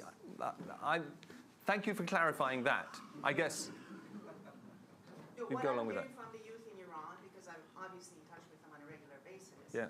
is that actually there is no separation anymore between Iran and the West. You look at how Iranian youth live in Iran. They're far more connected with what is going on here in London than I may be. They tell me how to dress. They tell me what is going on in the world. They're way ahead of me. So I feel what is going on is actually goes back to what Professor Ahi was saying about the funds that he referred to, these funds that are set up for socioeconomic development of specific locations around the world. Whether the funds are there or not, we now live in an age of social media. Every single one of us has the power to socioeconomically develop Iran. That's been there for a number of years, and we now have foundations set right here in the United Kingdom that have been working on educating Iranians directly for a long time. And that's the way you bring about lasting change. So whether the funds are set up or not, all of us have the platform to make that happen today. And just a simple technical point, is it the case that young people's access to the outside world via social media now is unrestricted by comparison with in China, for example, where there's been a comprehensive attempt to firewall the internet? I think the dynamics are different. You can't compare the two. For instance, in the case of China, they are very much for socioeconomic development and socioeconomic rights, whereas Iran isn't necessarily. So these are different dynamics, which means the access that they have to the technical, details that they need to make that happen are very different. But from what I understand, whether they're using their, VPNs or anything else, VSNs, whatever, they're still in touch, they're getting things done. We actually have, I would say, more happening now with much more difficulty. You have to use different platforms, but it's there, and they're making it work, and they're determined to see this through. I just like to remind everyone that every year we go through revolutionary movements in Iran. This is right before Nowruz. People are busy with other things, and it's cold. You can't go out and say, I don't want hijab when you're freezing cold. You have this scarf around you. Give us till summer. We're going to see whether this is a revolution or not. Really interesting point. Yes, two speakers on the other side of the table, then we'll come to you. And at the back. Yes, go ahead. Two very brief points. Can you introduce yourself for the room? Sorry, I'm Charlotte Leslie. I'm the director of the Conservative Middle East Council. Two very brief points on the debate about prescription. It seems that we're stuck in a situation of choosing between a measure that recognises the atrocity of what an organisation is and the attitude we should have towards it, and taking the disbenefits of losing practical mechanisms by which we may tackle it. And I remember the debate going on with Hezbollah and exactly the same conversation being had. And it makes me think, do we need a different measure other than prescription, whereby you get the benefits of recognising what an organisation and its individuals are, but manage to keep the benefits as well of practical ways to continue to engage? Perhaps we've just got the mechanism wrong, it's too binary, and we need a mechanism that may get both the upsides. Do you have an answer to that question? Is there a model you can point to? There's not, but I wonder if it's, I don't know how widely that question's being asked. Give it a proper noun and we can all debate it. Secondly, I wonder whether the question, what can the West do, is correct. Because the question I see people asking is, what should the West be? And we can't see these things in isolation. Why do the IRGC feel empowered? Well, because the West has done a really good job at showing that it's a really soft touch, that its institutions, I'm afraid its politicians and everything else is pretty easily bought for very small amounts of money. It's particularly naive about the origins of that money.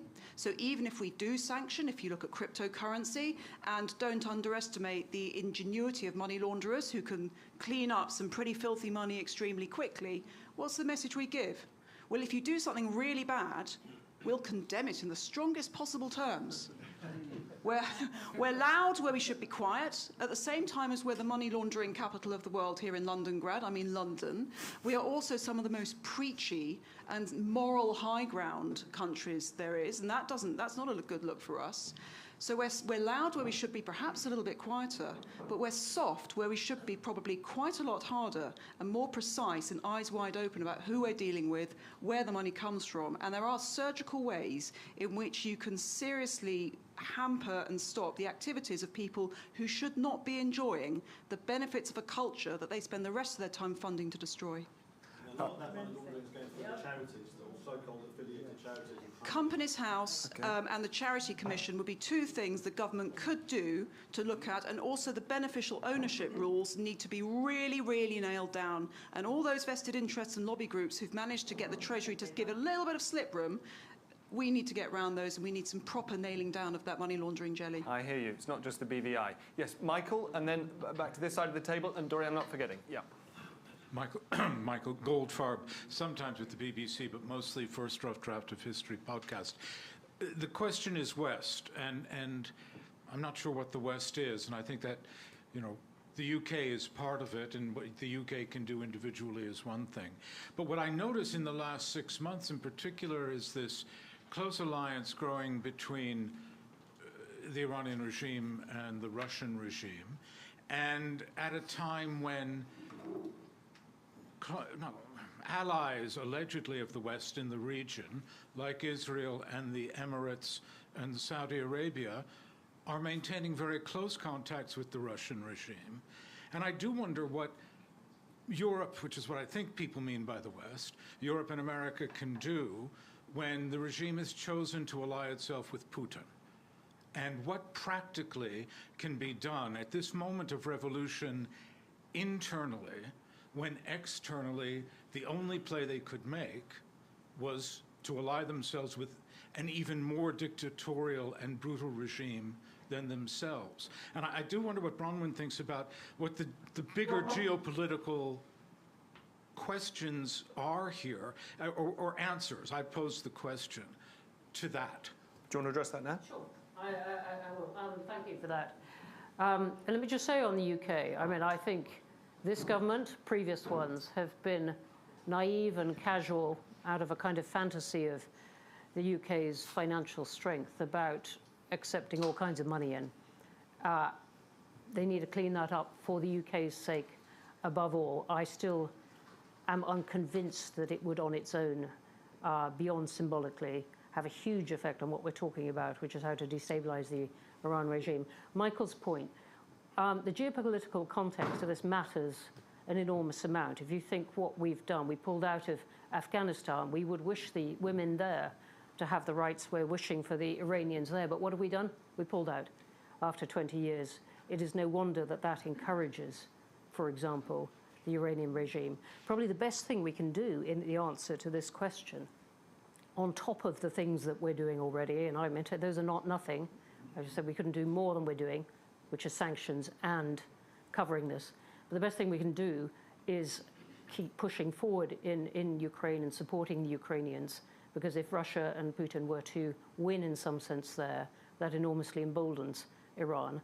And the third thing on these, I would say, is to try to prevent Israel unraveling its own democracy, because that will have an enormous encouraging effect, I think, on Iran's regime.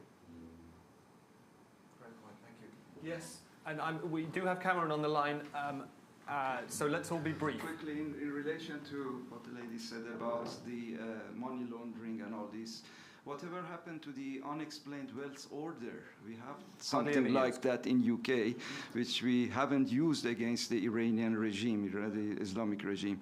If the Iranians who are in the room, I'm sure you have noticed that in the last 2-3 years, there has been an explosion of Iranian restaurants and shops in London and other big cities in the UK. What are they for? When you have a big restaurant which has a running cost of £100,000 a year, and you only see 2 customers sitting in there, what are they doing? It's all for money laundering. It's all for money laundering, and this is what's happening in front of our eyes, and nothing is being done about it. Great point. Podcast there. I did promise Dory. It's okay. But I think Charlotte, I would vote for her to be the Prime Minister, honestly. She spoke so beautifully. And I think the only other thing that I wanted to say about what the West could do is that the Iranian people have a lot of money, frozen assets here. And I think that money should be unfrozen and sent to Iran for the Iranian people, because one of the problems of the revolution is lack of funds. People haven't got any money. They cannot go on strike. They can't go to the streets because they've got no money to eat. They've got no money to put in front of their children. The oil workers have to go on strike. The only way of doing that is to send them money. As Diaspora, we cannot send money because of the sanctions, because we are not allowed to send money. So therefore, we need to have channels of financial transactions to the people opened up, and this unfrozen, this money which is frozen, sent to Iran, so that those are other things that against people who say we can't do anything in the West. Yes, we can. We can definitely allow money to go into Iran so that the workers can go on strike. Is there a mechanism for doing that without it getting the money going straight to the regime? Yes, there are lots of mechanisms, because there's, as Nazanin earlier on said, there is a really wonderful movement of the opposition coming together. I think the Georgetown event showed that how the West, how the opposition from the right, left, center got together and really managed a wonderful show. They have a fantastic network within Iran, and all their message is, let's try and get this money into Iran, into the Iranian pocket of the people, so that they can go on strike, so they can continue being on strike, so this regime can fall. Because without the oil workers going on strike, this regime will still have a lot of might. Thank you. Cameron Hansarinia, Policy Director at the National Union for Democracy in Iran, thank you so much for joining us. You were involved last year in an effort to, correct me if I'm wrong, sue President Raisi at UNGA, the UN General Assembly. Where did that go? And same sort of question as I posed for Ali in Ottawa. How does it fit into a larger strategy of using levers where you can? Well, thank you very much for having me. Thank you particularly to Mrs. Ansari for all her efforts, and to Tortoise Media and Kayhan for putting on this fantastic event. And pleasure to be alongside all of you in the room and my fellow speakers here from this side of the Atlantic. That's right. Last year, our organization helped facilitate and sponsor a lawsuit against Ebrahim Raisi upon his travels to New York City for participating in UNGA. There have been other similar legal measures against Islamic Republic officials in the past. That lawsuit, however, was launched just at the cusp, in fact, only days after the murder of Mahsa Amini. And so much has changed since then. And so I'd like to take a step back from that particular lawsuit and address this question of what can the West do? Sometimes I feel like when it comes to Iran, we in the West maintain, and I don't mean to offend anyone, but sometimes we still maintain an Orientalist view, as if Iran today is some unknown place, some black box, as if the rules for Western diplomacy, the rules for supporting democratic movements have to be rewritten, as if there's no formula for this. Of course, not everything is a copy-paste formula, but we can always take inspiration from what the West has done, what the United States has done, what European powers have done to support and promote other democratic movements in the past, and apply them similarly to Iran. we look, on the continent of Europe itself, when in the waning days of the Francoist regime, they were executing political prisoners, and King Juan Carlos was attempting to lead the country to democracy, European countries swiftly recalled their ambassadors. We've seen dozens of executions in the past several years, around hundreds of executions, thousands of wanton murders in the streets of Iran. Why have European countries not recalled their ambassadors from Tehran? Are Iranian lives worth any less than Spanish lives were in the waning days of the Franco regime? So these are some of the questions I think that the West has to be asking itself. Of course, the revolution in Iran will succeed because of the people of Iran. They're the ones who are leading it, because they want to, as they say on the streets, reclaim their country. They want this women, life, freedom revolution to succeed. But there are steps that the West can take. There are many things, in addition to a policy of pressure on this regime, a policy of maximum support of the Iranian people, can really help lower the cost for Iranians to transition. So when the question is asked, can the West do anything, or should the West do anything? Frankly, I find it to be insulting to Iranians, because part of asking even that question is almost saying that Iranians don't deserve the same support that the people of Spain did, say, or that the people of South Africa did, or that the people of Eastern Europe in the fight against communism did. So if we believe that Iranian lives are worth the same, and I would posit that that's the case, there's a lot that the West can do to support Iranians in their homegrown revolution for secular democracy. Cameron, thank you so much. And applause here in London.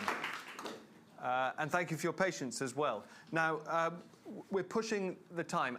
We promised you the mic. So, yes, I can see you at the back, but the promise was made to you here at the front. Can we get a microphone here, please? And then I invite you all to talk, to share your points with each other, but I want to come back very briefly to Bronwyn and Matty, and I'm so sorry, but we do have to have some kind of discipline. Go ahead. So, as far as what the West can do, they can stop being so hypocritical. So we've got public statements from Macron. Sorry. So we've got public statements from Macron supporting the people of Iran, but at the same time we have his pictures meeting Prime Minister Raisi, agreeing a deal for ELF where they're buying oil at $15 a barrel and selling it at 65.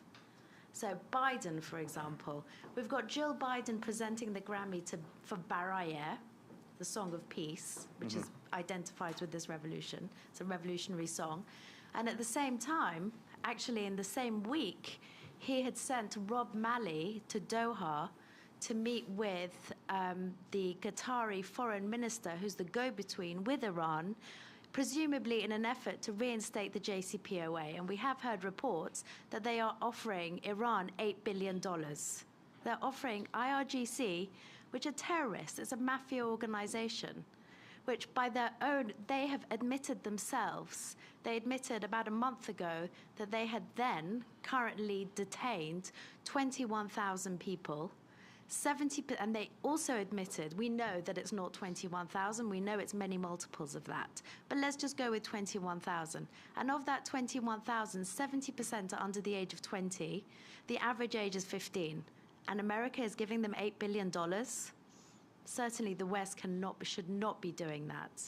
So I would also go to something that was raised by Miss Roxy Farmayan, who said that the revolution came about after, I think you said, 15 years of pamphleteering, and it came from the people of Iran themselves. Actually, I would disagree with you. I think that had something to do with it. But recently, the Pentagon has declassified communications between Carter and Kissinger and some of the correspondence with the Shah, and we can see very much how much the West's policy towards Iran was shaped by the price of oil following the 1970s energy crisis in the States. So the West does have a lot to do with it. And in the current climate, when we have a war with Ukraine and cost of living crisis, price of oil, how much of the Western policies are determined by protecting the price of oil? Because most other oil-producing countries are currently sanctioned other than Saudi.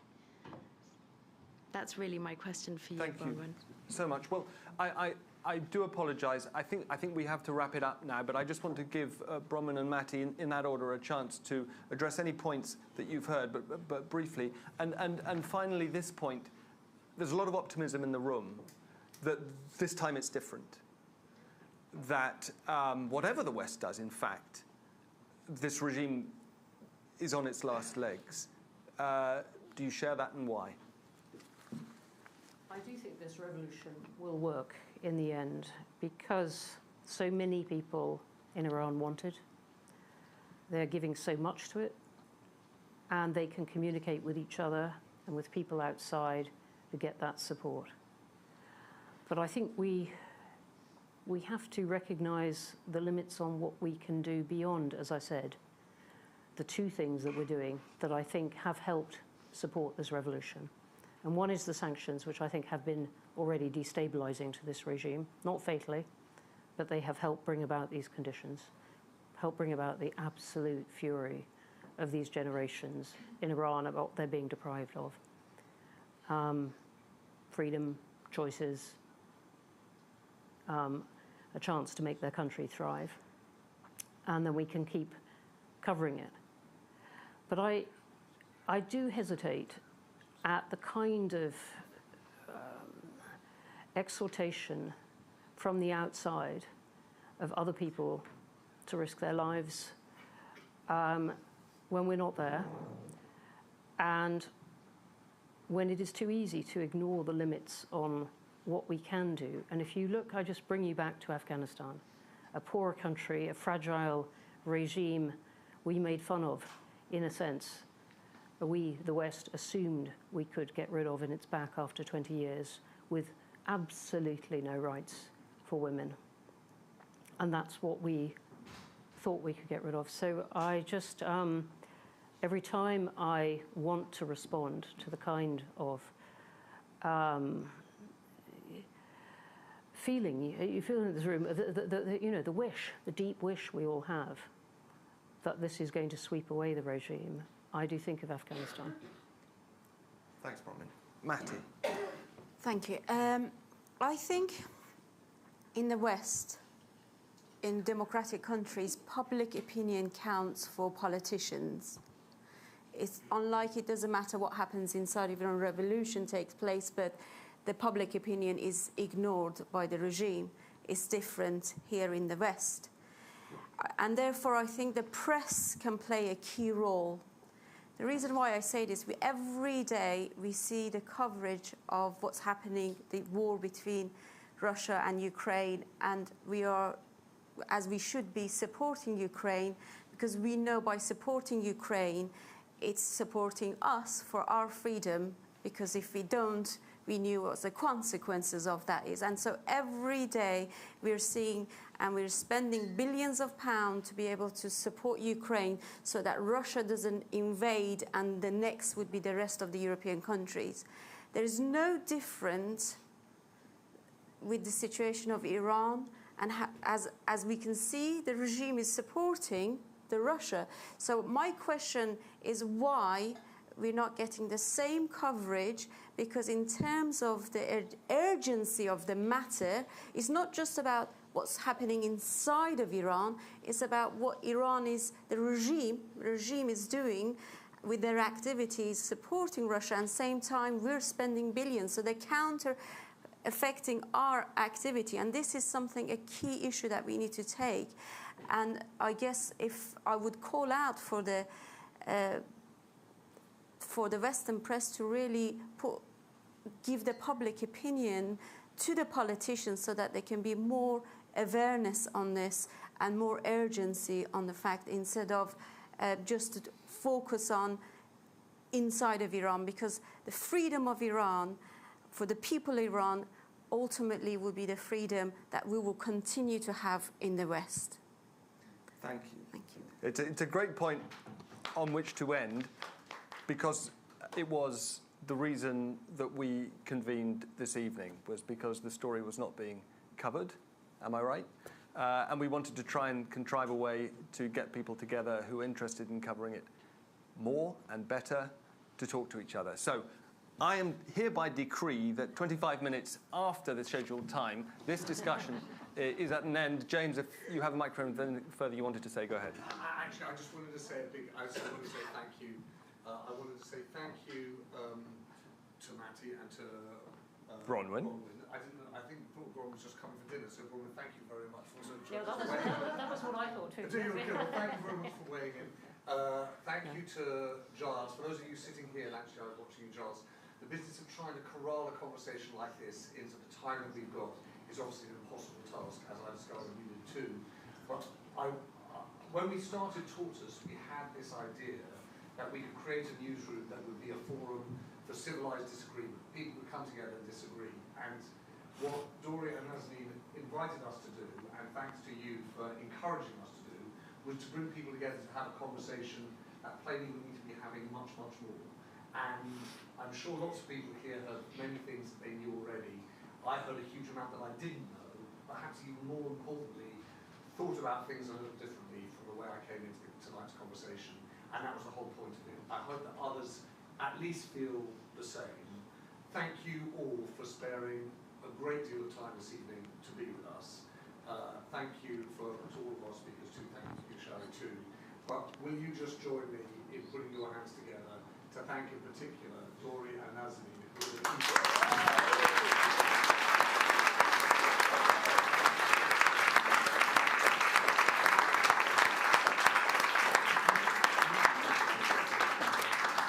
by the way, if you, I'm sure these issues are easy to resolve. If you want to resolve them, do it. Bring next door. We're going to clear the tables away so that we can put our newsroom back together. But if you want to join us for a drink, you're very, very welcome.